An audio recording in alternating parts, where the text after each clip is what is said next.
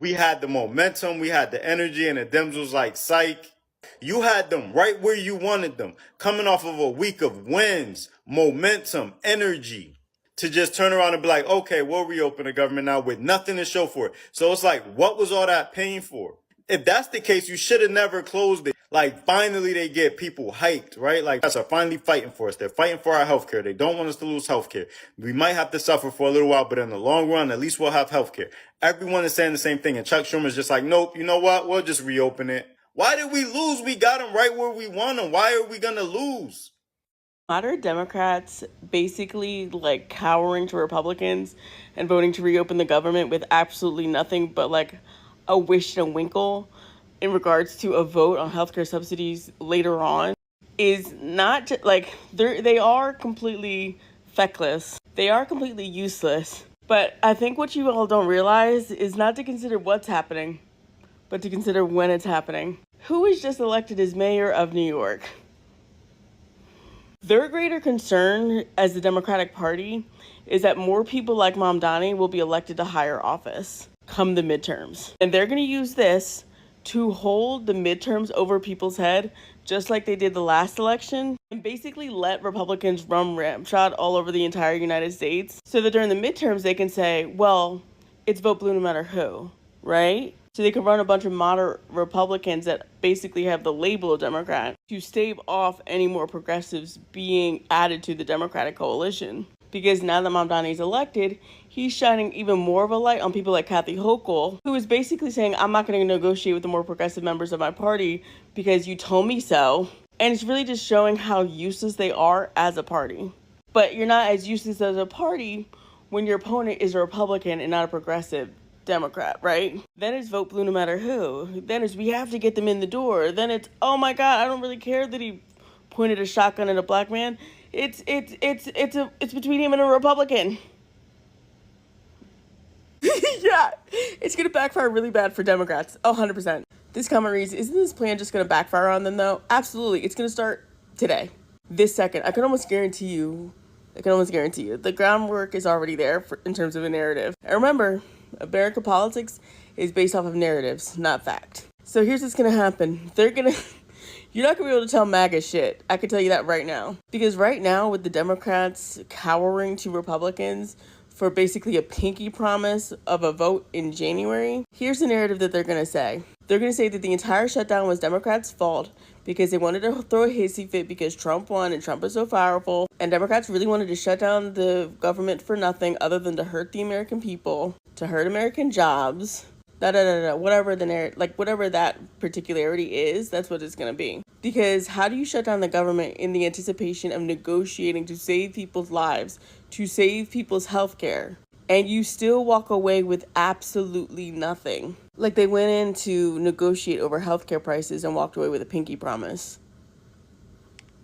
Why would you shut down the government for that? That's what they're going to say. And it won't matter what the truth actually is, because the results is still the same. I just saw the most ridiculous fucking comment. Hold on.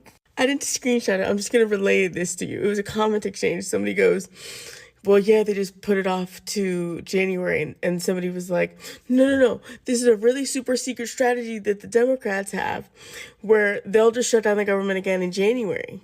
Which, are we watching? Like, this person was dead serious. Like, I have a feeling this person was dead fucking serious. There's no sarcasm. The person was like, yeah, they'll cave again. What would lead you to believe, given the Democratic Party's track record, that they won't cave again? They cave all the time. They cave even when they're in the majority. They cave then. This is like when my mom asks me in the middle of a show that we're both watching for the first fucking time. She goes, who's that? We're watching the same show. How are you, why are you so, why? Not only will they cave again, but in the unlikely event that they don't, you want to know what's going to get them to cave even faster than this time? Their PR. Their PR. Because you don't come back from Yeah, the Democrats voted to end the shutdown and give every single concession back to the Republicans. How do you come back from that and then try to do it a second time? One of the senators that caved on the government shutdown tried to post an explanation, and this is how it went. Just remember I said fuck you, you ain't shit. Busy on something else, go fuck yourself. You must have mistaken me for someone else. Your lips ain't shoes, the way you run your mouth. All that talking shit, it doesn't help. Busy on something else, go fuck yourself. I'm gon' pray you learn to love yourself. Just go home, don't call my phone. I know you're drunk, leave me alone. And she said fuck you, you ain't shit. Fuck you, you ain't shit. You dumb as hell and ugly too, and you got a little less dick.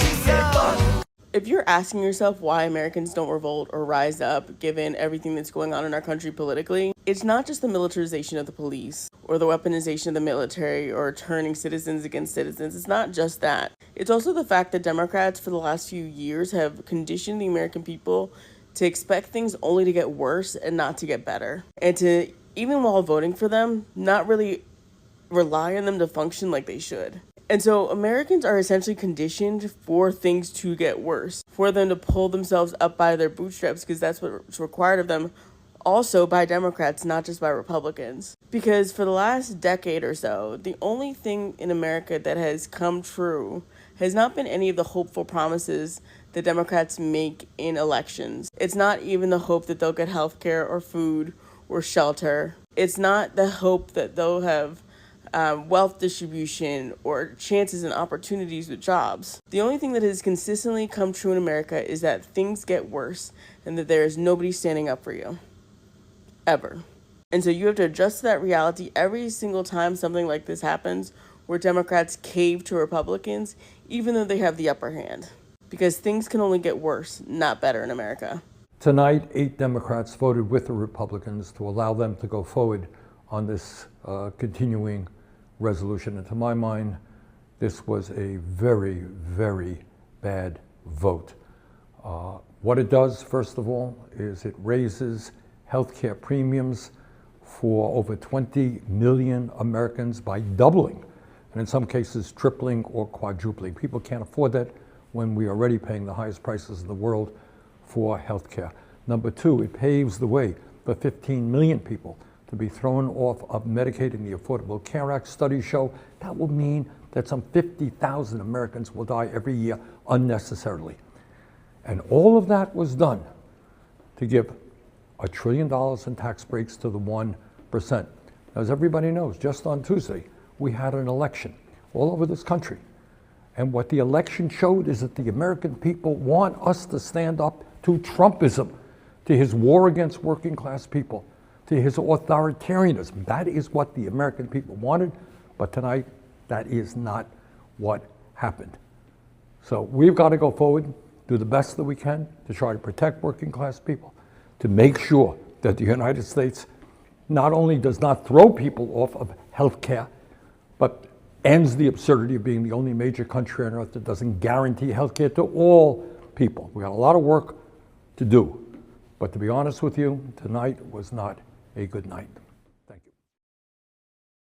Never doubt the Democrats' ability to snatch defeat from the jaws of victory, bro. It is unparalleled, their desire to lose even when they win. A group of Senate Democrats, led by Chuck Schumer, have decided they're going to capitulate to the Republicans and vote to reopen the government in exchange for essentially a pinky promise. They're giving away all of their leverage for the next few months and teaching the Republicans that starving Americans is a legitimate political strategy for getting what you want, only in exchange for a vote on the extension of Obamacare. Mind you, not even an actual promise that Obamacare will be extended. Simply a vote, which will almost assuredly fail. When you watch something like this, you inevitably have to come to the conclusion that the Democrats genuinely want to lose. And when they win too hard, they start getting scared. Because this last election cycle that just happened,